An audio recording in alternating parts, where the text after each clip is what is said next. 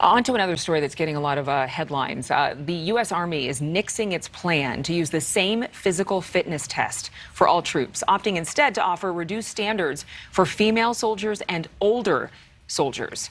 The new fitness rules coming as President Biden reportedly may announce plans to permanently keep an increased number of troops in NATO countries bordering Ukraine as Russian forces strike closer and closer to allied territory. And Julia Manchester from The Hill is joining me now with more on this. Good morning, Julia. What specific changes are they now making with PT?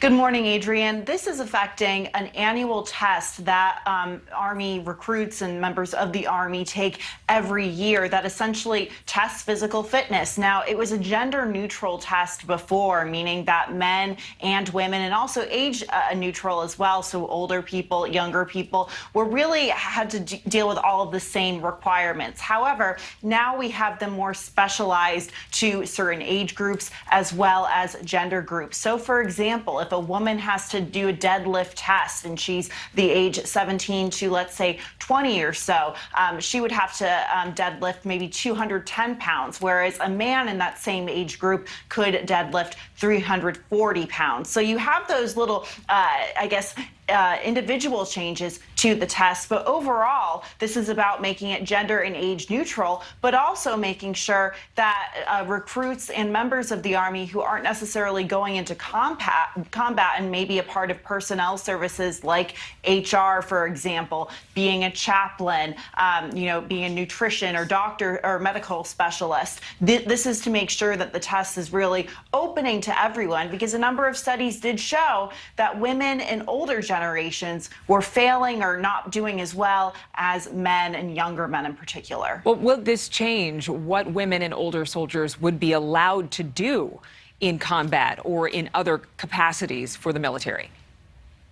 I think that's a good question, and we'll have to see how that really plays out. But like I said, we do know that for women in older generations, if they, weren't going to combat, for example, they would be, did a more of a personnel job, a non-combat job, then, this test would make sense. But I think that's what we're all wondering right now. What will happen next? How will, military performance ultimately be impacted by this when it comes to being in combat? It's possible this could be incentivizing some, okay, the physical training is not so intense. Whew, I can make it. But is there a renewed sense of urgency for the U.S. military to fulfill their quota? I know they were offering $50,000 starting at the beginning of the year for new enlistees. But due to the crisis in Ukraine, is there even more urgency?